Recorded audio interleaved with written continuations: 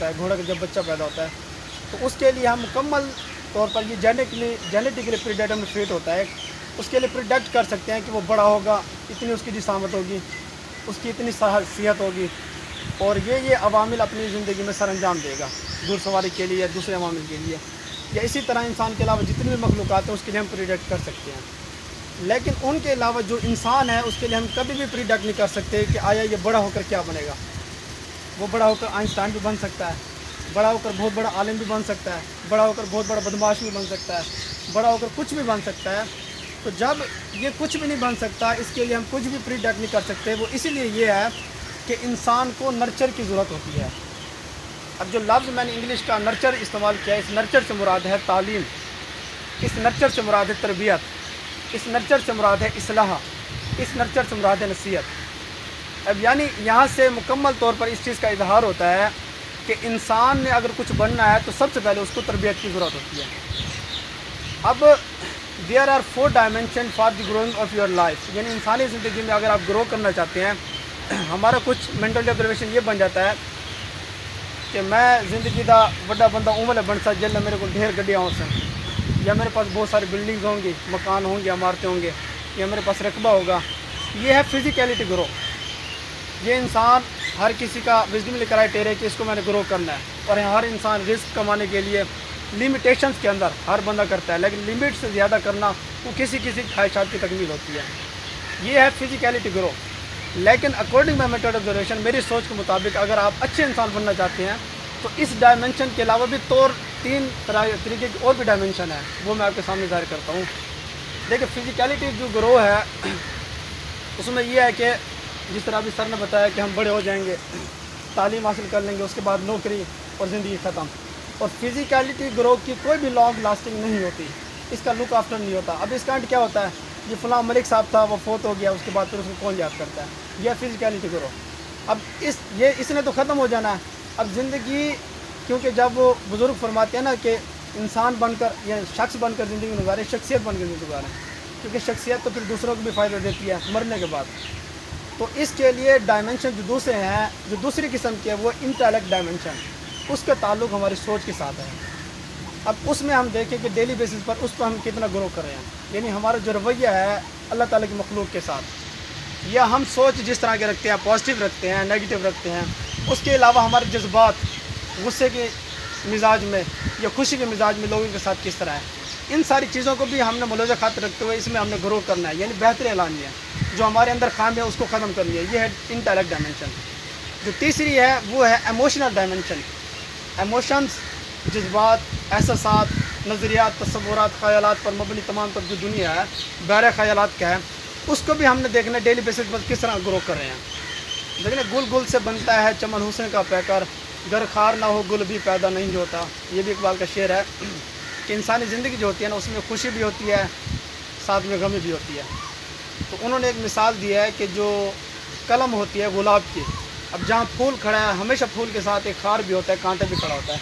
آپ یہ آزما لیں، ایکسپیریمنٹل کر لیں، جب بھی آپ اس خار کو اس سے علیحدہ کرتے ہیں، توڑتے ہیں، اس کنڈے کو جو کانٹا ہے اس کو اگر علیحدہ کرتے ہیں تو پھول جو ہے نا فوراً مرجھا جاتا ہے۔ یعنی کہ زندگی کی جو مناسبت و نسبت ہے وہ بھی اس خار میں ہے۔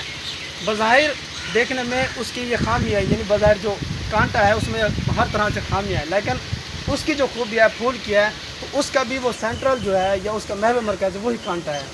یعنی انسانی زندگی میں اگر مکمل طور پر ہمیں خوشی ملتا رہے تو ہم خوشی سے پاگل ہو جاتے ہیں۔ اگر ہم مکمل طور پر ہمیں غمی ملتی ہے، پریشانی ملتی ہے، دشواری ملتی ہے، مختلف طرح کے آزمائش ملتے ہیں، تو depression, anxiety, blood pressure high اور مختلف طرح کی اس طرح کی پیچیدگیاں ہماری انسانی زندگی میں آ جاتی ہیں۔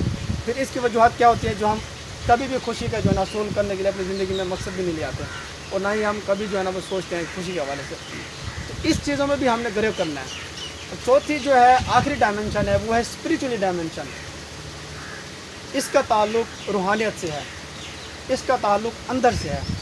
اور جو 5 قسم کی سینس ہوتی ہیں ہیومن باڈی کے اندر، سونگنے کی، دیکھنے کی، چکھنے کی، حرکت کرنے کی، جو 5 حصے ہیں، تو اس اسپریچولی ڈائمنشن کو سمجھنے کے لیے ان 5 حصوں کے علاوہ ایک چھٹی حص کی ضرورت ہوتی ہے، جس کا کنٹریبیوشن، جس کا کوآرڈینیشن ڈائریکٹ اللہ اور اس کے رسول کے ساتھ ہے۔ یہ اسپریچول ڈائمنشن۔ اب اس میں ہم نے دیکھنا ہے، اب اس میں 3-4 چیزیں آ جاتی ہے: خلوص نیت، نیک مقصد، नेक अमल, ठीक है, हुस्न ज़न, ईमानी तकाज़ा, शरई तकाज़ा, अखलाकी तकाज़ा, ये सारी चीज़ें इस रूहानियत में आ जाती हैं। और दर हकीकत यही डायमेंशन है जिसकी गुरु अगर हम करेंगे तो हम अला इन्ना औलिया अल्लाह ला खौफुन अलैहिम वला हुम यहज़नून वाली लिस्ट में आ जाएंगे, जो अल्लाह के वलियों वाली है।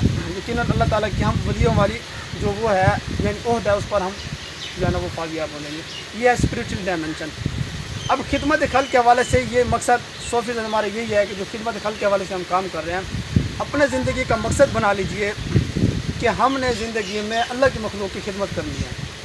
चाहे किसी के चेहरे पर मुस्कुराहट लाने के ज़राए पेश कर लें, किसी की ज़िंदगी में रिसोर्स ऑफ अर्निंग के ज़राए पैदा कर लें, किसी की ज़िंदगी में अगर आपकी तरफ से हो सकता है उसकी कोई परेशानी उसको दूर कर दें, ये भी खिदमत खल्क़ है। किसी की ज़िंदगी में अगर कोई मोहताजी है, किसी भी इंसान को किसी तरह की कोई ज़रूरत है तो उसकी अगर ज़रूरत पड़ देते हैं, ये भी खिदमत खल्क़ की है। कुछ भी नहीं कर सकते तो ईमान का अदना सा दर्जा ये है कि आप मुस्कुरा कर उससे बात करेंगे, ये भी खिदमत खल्क़ में है। और ये अल्लाह रसूल के फ़रमीन से ये साबित है मुकम्मल। तो ये स्पिरिचुअल डायमेंशन।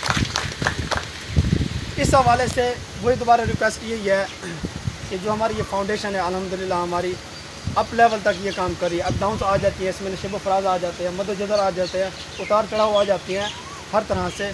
लेकिन उन चीज़ों को ज़हन पर रखते हुए ये नहीं समझना कि अब हम यानी ज़वाल की तरफ जा रहे हैं या हम जो है ना वो डाउन्स की तरफ जा रहे हैं, अब हमारी फाउंडेशन कुछ काम नहीं करेगी, कुछ ये है वो है। नहीं, आपका इकबाल बुलंद होना चाहिए, आपका जज्बा बुलंद होना चाहिए। वही स्पिरिचुअल डायमेंशन जो मैंने लास्ट में आपसे जिक्र किया है, उसी की आपने ग्रो करनी है हर तरह से। इंशाअल्लाह हम बेहतरीन शख्स बन सकते हैं। और लास्ट में छोटा सा पैगाम सर, कोविड-19 के हवाले से अक्सर लोग मुझसे सोशल मीडिया पर मैसेज करते हैं कि कोरोना की वैक्सीन लगवानी चाहिए, नहीं लगवानी चाहिए। अब जब हम शुरू में इकट्ठे हुए थे ना, कुछ जो है ना वो गपशप कर रहे थे वैक्सीन लगवानी चाहिए, नहीं लगवानी, तो उसके लिए मैं थोड़ा सा डिबेट्स करना चाहता हूँ। ये भी इन्फॉर्मेटिव है। वो ये है कि कोई भी वैक्सीन होती है, जब उसको हम किसी भी ह्यूमन बॉडी के अंदर यानी इंसानी जिस्म के अंदर कि उसके अलावा कोई भी जानदार अजसाम में जब इंजेक्ट करते हैं तो उसका ख़ास मकसद ये होता है कि उस इंसान को या उस जानदार अजसाम को उस वायरल इन्फेक्शन से, बैक्टीरियल इन्फेक्शन से प्रोटेक्शन मिले। अब जो वैक्सीन हम किसी भी इंसानी जिस्म में इंजेक्ट करते हैं तो वो बतौर एंटीजन इंसानी जिस्म के अंदर इंजेक्ट करते हैं। अब जब उस टीके को या उस वैक्सीन को इंसानी जिस्म के अंदर हम इंजेक्ट करते हैं तो वो इंसानी जिस्म के अंदर जो दूसरे यानी जानदार हैं उनके अंदर जाकर ख़ास किस्म की एंटीबॉडीज़ बना देते हैं। एक लफ्ज़ होता है एंटीबॉडीज़। अब उस एंटीबॉडीज़ का फ़ायदा ये होता है कि जब बाहर से कोई भी कोई वायरस, कोई बैक्टीरिया वायरल इन्फेक्शन करता है, बैक्टीरियल इन्फेक्शन करता है, तो वही एंटीबॉडीज़ फ़ौरन उसके खिलाफ़ अटैक करते हैं, उसके खिलाफ़ जंग करते हैं और इससे फिर मुकम्मल तौर पर उस इंसानी जो है ना वो जानदार अजसाम जितने भी हैं उनको वो प्रोटेक्शन देती है उस वायरस से, उस बैक्टीरिया से। तो इसीलिए ये ज़रूरी है कि वैक्सीन लगवाना चाहिए। और ख़ुसूसन जो 50+ लोग हैं उनको तो लाजम लगवाना चाहिए, क्योंकि ये इम्यून सिस्टम पर बहुत ज़्यादा अटैक करता है। इम्यून सिस्टम, इम्यूनिटी क़ुव्वत मुदाफ़ा जिसको हम बोलते हैं, तो जब एंटीबॉडीज़ उसके ख़िलाफ़ मुज़ाहमत करते हैं तो उस दौरान फिर इंसानी जिस्म की क़ुव्वत मुदाफ़अत पावरफुल हो जाती है, मजबूत हो जाती है, ताकतवर हो जाती है। इससे ना तो हमें कोई वायरस अटैक कर